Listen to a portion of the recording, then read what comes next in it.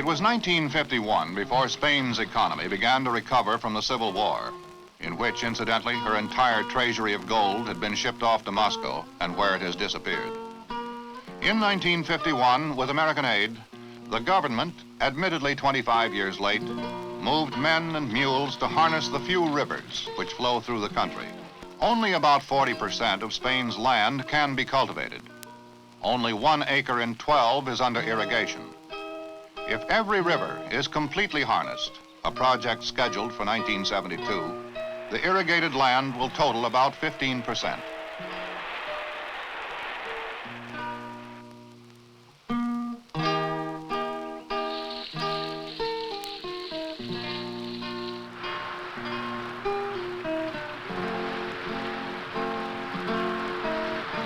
In addition to irrigation, Spain must bring technology, tractors, and fertilizer to the land. It cannot delay much longer a land redistribution to utilize the latifundia. It should give up entirely the growing of wheat, which yields less in Spain than anywhere else in Europe.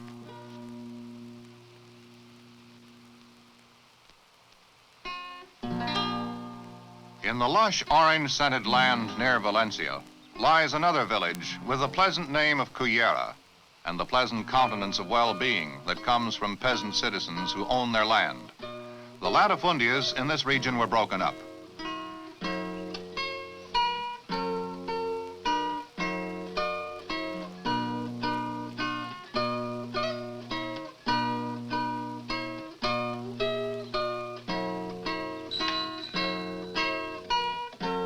This farmer owns about 25 acres, a pleasant house with electricity and running water, and a secure future.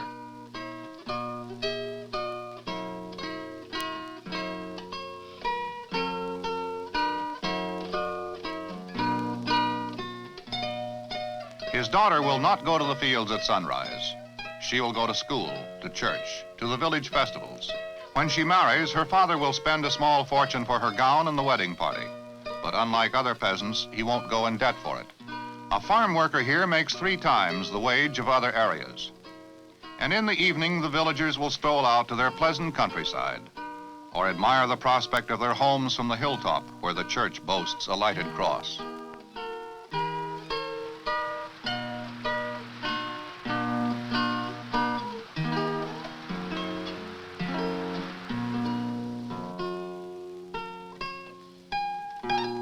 This is a farm worker who, like many of the men of the village, has managed to purchase a plot of his own.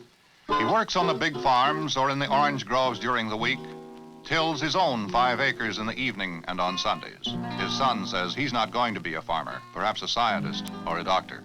3 generations.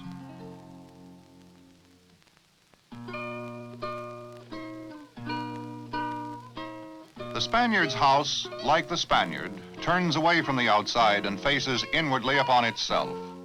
Each Spaniard has his heart and his conscience. Each house has its courtyard.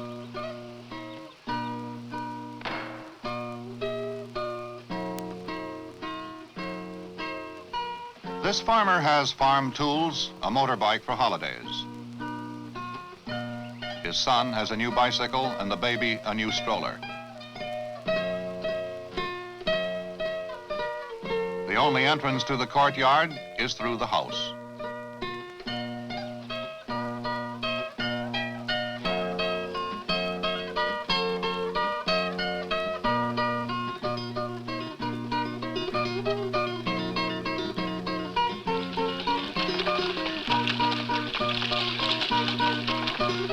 He'll spend a portion of this Sunday cultivating his own tomato crop while the family goes to Mass. In the afternoon, he may take the family on the motorbike to the countryside, stopping at a cafe for beer, a sandwich, and talk.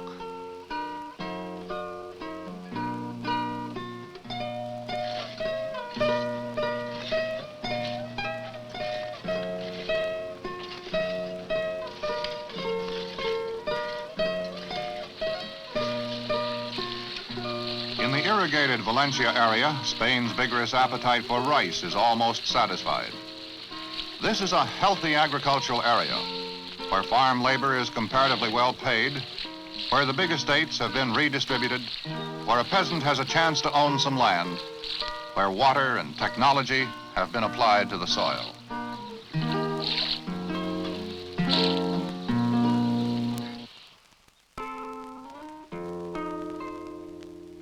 Spain is totally Roman Catholic. A couple synagogues are tolerated, but otherwise no non-Catholic faith is permitted any sort of public display or ceremony. In the small towns and villages, in the parishes of the poor or the plain, the church is at its best. It is enduring and omnipresent, in sickness and in health, in life's small matters. It is present at birth, and it may have encouraged in some way the Spaniard's insistence that he must die gloriously or with significance. The church is part of life and part of the nation, the streets, the land, the government.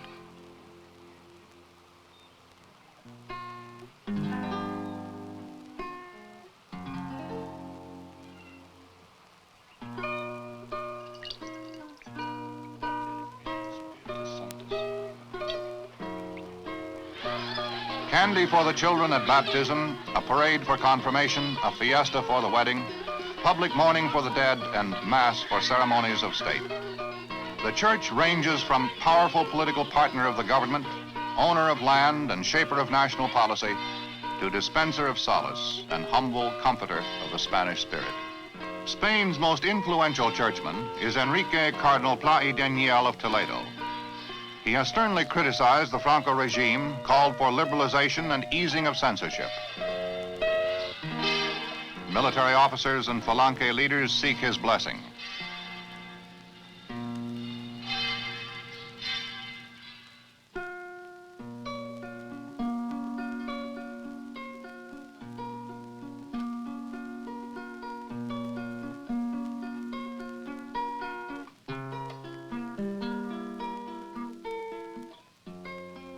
Holy Week in Sevilla is the most extravagant spectacle of the Roman Catholic world. Each parish parades through the city streets and plazas its religious float, encrusted with generations of gold and silver leaf and precious stones.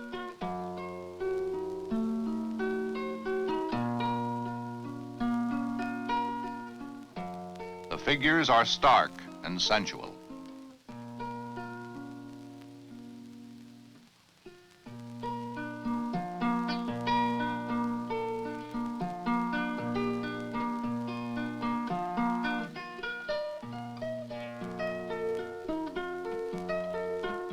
Penitentes will follow the floats, some in search of forgiveness, some in search of status, or in pursuit of custom.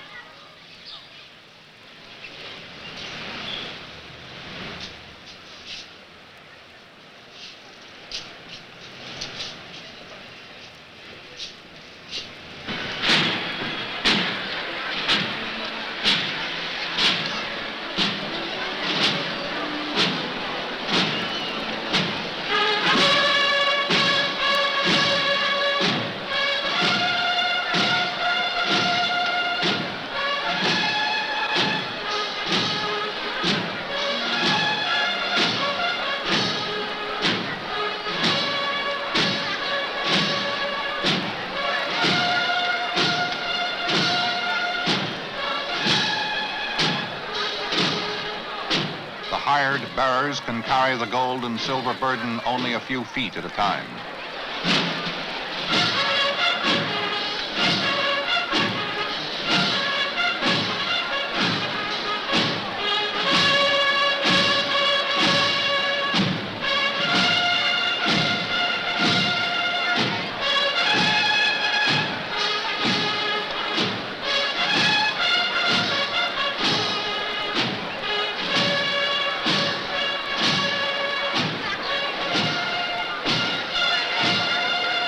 A spectator volunteers the wild song of the saeta, rich with the cry of the Moors and the love song to the Virgin.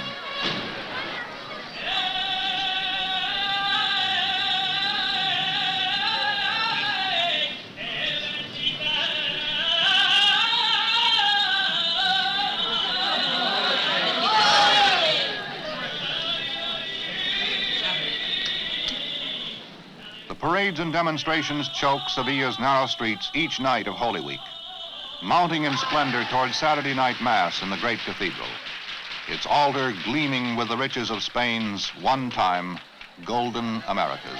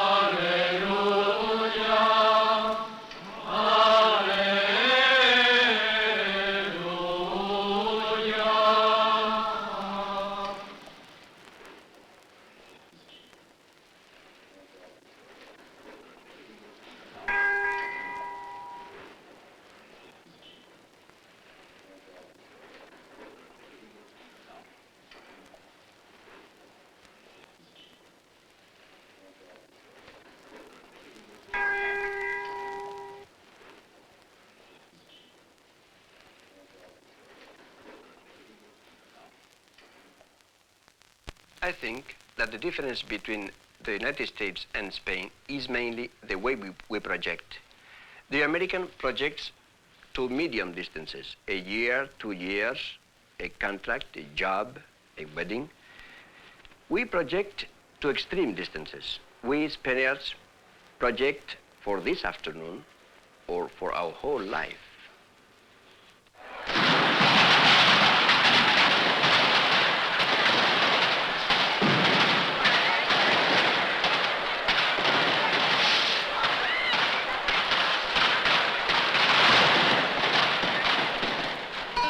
The Falla Festival of Valencia is an annual celebration in honor of St. Joseph with only faint religious meaning. All year long, the sections of the city collect money for the construction of papier-mâché statues. Some are socially or politically satirical, but never of domestic Spanish politics.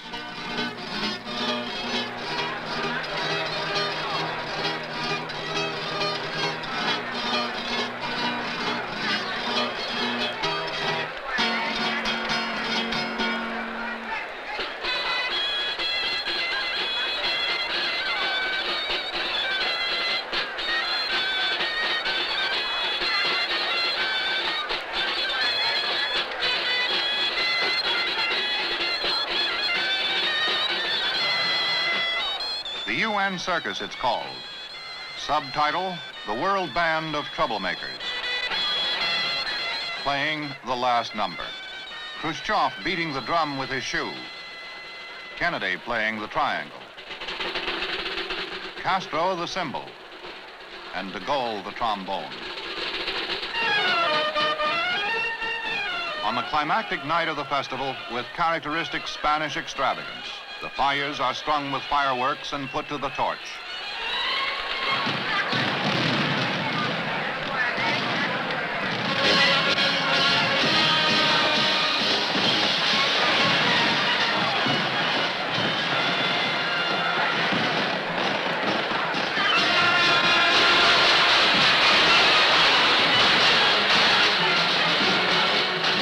Flames leap from every plaza, and the city shudders to the bombardment.